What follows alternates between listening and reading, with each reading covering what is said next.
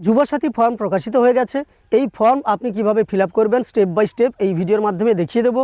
একই সঙ্গে কোন কোন ডকুমেন্টস আপনাকে জমা করতে হবে ফর্মের সঙ্গে সেই সম্পর্কেও জানিয়ে দেবো। 15ই ফেব্রুয়ারি থেকে আবেদনপত্র গ্রহণ শুরু হবে, তবে 15ই ফেব্রুয়ারি যেহেতু রবিবার তাই 16ই ফেব্রুয়ারি থেকেই শুরু হবে।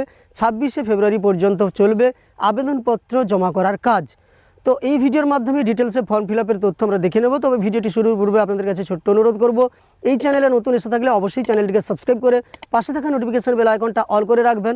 আর ফেসবুক থেকে দেখে থাকলে অবশ্যই পেজটিকে ফলো করে রাখবেন। আপনি অনস্ক্রিন দেখতে পাচ্ছেন যুবসাথীর সেই আবেদনপত্র, যার উপরে লেখা আছে গভর্নমেন্ট অফ ওয়েস্ট বেঙ্গল বাংলার যুবসাথী স্কিম। এবং এই অ্যাপ্লিকেশন ফর্মটিকে আপনাকে ইংরেজি বড় হাতের অক্ষরে পূরণ করতে হবে, সেটাই কিন্তু বলা আছে। এবং প্রযোজ্য ক্ষেত্রে টিক চিহ্ন আপনাকে দিতে হবে।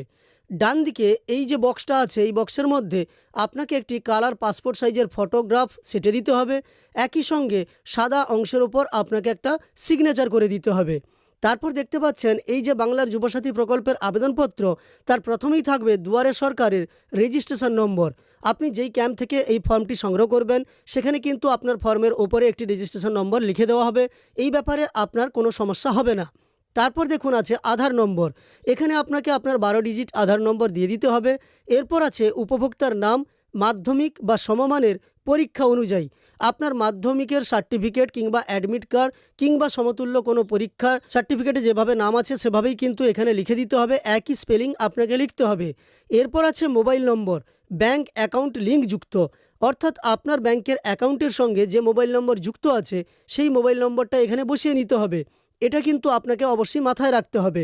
তারপর আছে ইমেল আইডি, যদি থাকে আপনার, যদি ইমেল আইডি থেকে থাকে তাহলে সেটা এখানে বসিয়ে নেবেন, না দিলেও কোনো সমস্যা নেই। এরপর আছে জেন্ডার মানে লিঙ্গ, এখানে আপনি পুরুষ কিংবা মহিলা কিংবা আদার্স যেটা হবেন সেখানে টিক চিহ্ন আপনি দিয়ে দেবেন। তারপর আছে দেখুন ডেট অফ বার্থ অর্থাৎ জন্মের তারিখ, আপনার ডেট অফ বার্থ এখানে বসিয়ে নিতে হবে। এরপর দেখুন লেখা আছে 1/4/2026 তারিখে বয়স আপনার কত হলো সেটা বছরে এখানে লিখে দিতে হবে। তারপর দেখুন পিতার নাম অর্থাৎ আপনার বাবার নাম এখানে লিখে দিতে হবে, মায়ের নাম তার পরের কলামে লিখতে হবে। তারপর আছে স্বামী কিংবা স্ত্রীর নাম, সেটাও আপনাকে লিখে দিতে হবে। এবার আছে দেখুন ক্যাটাগরি অর্থাৎ সাধারণ শ্রেণীভুক্ত যদি আপনি হয়ে থাকেন তাহলে কিন্তু আপনাকে এখানে কিছুই করতে হবে না। আর আপনি যদি SC ST কিংবা OBC হয়ে থাকেন তাহলে কিন্তু তার সার্টিফিকেট নম্বর এখানে আপনাকে বসিয়ে দিতে হবে। এবার আছে দেখুন মেরিটাল স্ট্যাটাস অর্থাৎ বৈবাহিক অবস্থা, যদি আপনি অবিবাহিত হয়ে থাকেন তাহলে এই ঘরে টিক চিহ্ন দেবেন, বিধবা কিংবা বিপত্নী হলে এ ঘরে টিক চিহ্ন দেবেন, বিবাহিত কিনা এবং আপনি বিবাহ বিচ্ছিন্ন কিনা তাহলে সেপারেটেডের টিক চিহ্ন দেবেন। এরপর আছে দেখুন আপনার অ্যাড্রেস বা কন্ট্যাক্ট ডিটেলস, এখানে আপনার ঠিকানা দিতে হবে। প্রথমেই আছে বাড়ির নম্বর, আপনাকে এখানে আপনার বাড়ির নম্বর কিংবা প্রাঙ্গণ নম্বর দিয়ে দিতে হবে, যদি থাকে তাহলে আপনি দেবেন, না হলে দেওয়ার প্রয়োজন নেই। এরপর আছে ভিলেজ, টাউন, সিটি মানে গ্রাম, শহর, নগরী, আপনার গ্রাম, শহর কিংবা নগরীর নাম আপনি এখানে লিখে দেবেন। তারপর ডাকঘর বা পোস্ট অফিসের নাম আপনাকে লিখতে হবে। এবার গ্রাম পঞ্চায়েত বা ওয়ার্ডের নম্বর আপনাকে দিয়ে দিতে হবে। তারপর ব্লক, মিউনিসিপ্যালিটি কিংবা কর্পোরেশন অর্থাৎ ব্লক, পৌরসভা কিংবা কর্পোরেশনের নাম এখানে লিখতে হবে। থানার নাম আপনাকে লিখতে হবে, জেলার নাম লিখতে হবে, পিন কোড দিয়ে দিতে হবে। এরপর রাজ্যের নাম ওয়েস্ট বেঙ্গল লেখাই আছে, এখানে আপনাকে কোনো রকম পূরণ করতে হবে না।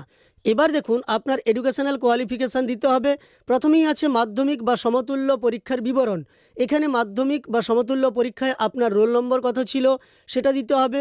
একই সঙ্গে কোন বছর আপনি মাধ্যমিক পাশ করেছেন কিংবা সমতুল্য পরীক্ষায় পাশ করেছেন সেই বর্ষটা দিয়ে দিতে হবে। এবার বোর্ডের নাম কোনটা সেটার ওপর আপনাকে কিন্তু টিক চিহ্ন দিতে হবে, যেমন আছে WBBSE, CBSE, ICSE, এইভাবে কিন্তু আপনার যে বোর্ড হবে সেখানে আপনি টিক চিহ্ন দেবেন। তারপর দেখুন শিক্ষাগত যোগ্যতার যে সর্বোচ্চ মান সেটা আপনি এখানে লিখতে পারেন। তারপর আছে দেখুন বর্তমান আপনার পেশা কি, আপনি বর্তমানে কি করেন সেই পেশাটা এখানে লিখে দিতে হবে। এবার আপনাকে আপনার ব্যাঙ্ক অ্যাকাউন্টের ডিটেলস দিতে হবে। ব্যাঙ্ক অ্যাকাউন্টের সঙ্গে আধার কার্ড সংযুক্ত থাকতে হবে, এটা কিন্তু আগে থেকে বলে দেওয়া হয়েছে, অর্থাৎ DBT ট্রান্সফার হতে পারে। তারপর দেখুন এখানে লেখা আছে প্রথমে ব্যাংকের নাম আপনাকে দিয়ে দিতে হবে, এবার ব্যাংকের শাখার নাম দিতে হবে, তারপর লিখতে হবে ব্যাঙ্ক অ্যাকাউন্টের নম্বর, এবার IFSC কোড আপনাকে লিখে দিতে হবে। এরপর লেখা আছে দেখুন অন্য কোনো সরকারি সাহায্য পান কিনা, রাজ্য সরকার প্রদত্ত শিক্ষাগত সুবিধা বা বৃত্তি ছাড়া, অর্থাৎ স্টেট গভর্নমেন্টের আপনি যদি শিক্ষাগত কোনো সুবিধা কিংবা বৃত্তি বা স্কলারশিপ পেয়ে থাকেন সেগুলো পেলে কোনো সমস্যা নেই, সেগুলো ছাড়া অন্য কোনো সরকারি সাহায্য পান কিনা, হ্যাঁ হয়ে থাকলে হ্যাঁ টিক চিহ্ন দেবেন, না হয়ে থাকলে নাই টিক চিহ্ন দেবেন। যদি পান তাহলে তার বিস্তারিত বিবরণ দিতে হবে। এরপর দেখুন এখানে লেখা আছে কিন্তু সংযুক্ত নথিপত্রের তালিকা স্বপ্রত্যয়িত প্রতিলিপি, অর্থাৎ এবার আপনি কোন কোন ডকুমেন্টস দেবেন তার তালিকা দেওয়া আছে। প্রত্যেকটিতে নিজের স্বাক্ষর আপনাকে করতে হবে। এইখানে আপনি যে সব সার্টিফিকেট দিতে চাইছেন সেখানে ডান দিকে টিক চিহ্ন দিয়ে দেবেন। প্রথমে আছে মাধ্যমিক বা সমতুল্য পরীক্ষার অ্যাডমিট কার্ড, এটা তো আপনাকে অবশ্যই দিতে হবে, তাই টিক চিহ্ন দিতে হবে।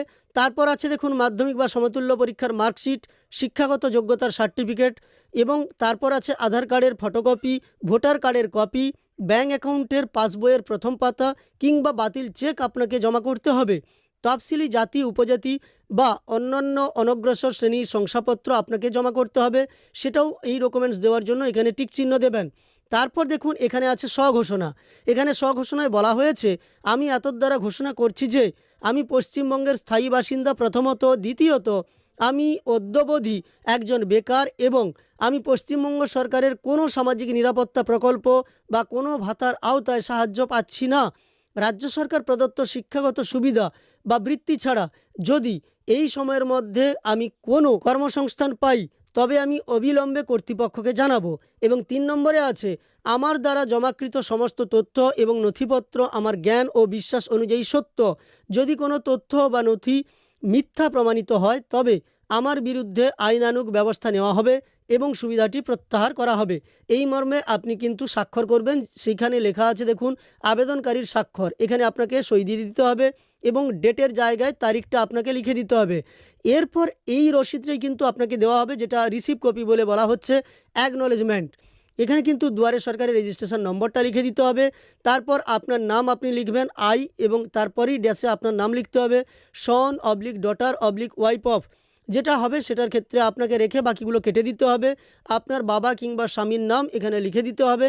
তারপর দেখুন এখানে লেখা আছে হ্যাভ সাবমিটেড বাংলার যুবসাথী অ্যাপ্লিকেশান অন, এখানে ডেটটা দিয়ে দিতে হবে। মোবাইল নম্বরটা আপনাকে দিতে হবে, আধার নম্বর দিতে হবে, রিসিপ্ট অন, এখানে ডেট দিয়ে সিল দিয়ে সিগনেচার করে দেবেন রিসিভিং অফিসিয়াল। এইভাবেই কিন্তু আপনি আপনার ফর্মটা ফিল আপ করে জমা করবেন। আমি স্টেপ বাই স্টেপ আপনাদের দেখিয়ে দিলাম। এরপরেও আপনার কোনো প্রশ্ন থেকে থাকলে অবশ্যই কমেন্টে জানাবেন। আশা করি আপনারা বুঝতে পারলেন কিভাবে বাংলার যুবসাথীর ফর্ম আপনি ফিল আপ করবেন, সাথে কোন কোন ডকুমেন্টস জমা করতে হবে। তবে প্রত্যেকটি বিধানসভা ক্ষেত্রে যে ক্যাম্প হবে সেই ক্যাম্প প্রত্যেকটি বিধানসভা ক্ষেত্রের কোথায় কোথায় অনুষ্ঠিত হবে সেই লিস্ট প্রকাশিত হলে আপনাদের আমি জানিয়ে দেবো। তাই অবশ্যই চ্যানেলের সঙ্গে যুক্ত থাকবেন। ভিডিওটি ভালো লাগলে একটি লাইক করবেন, একই সঙ্গে চ্যানেলটিকে সাবস্ক্রাইব করে পাশে থাকা নোটিফিকেশন বেল আইকনটা অল করে রাখবেন। ফেসবুক থেকে দেখে থাকলে অবশ্যই পেজটিকে ফলো করে রাখবেন।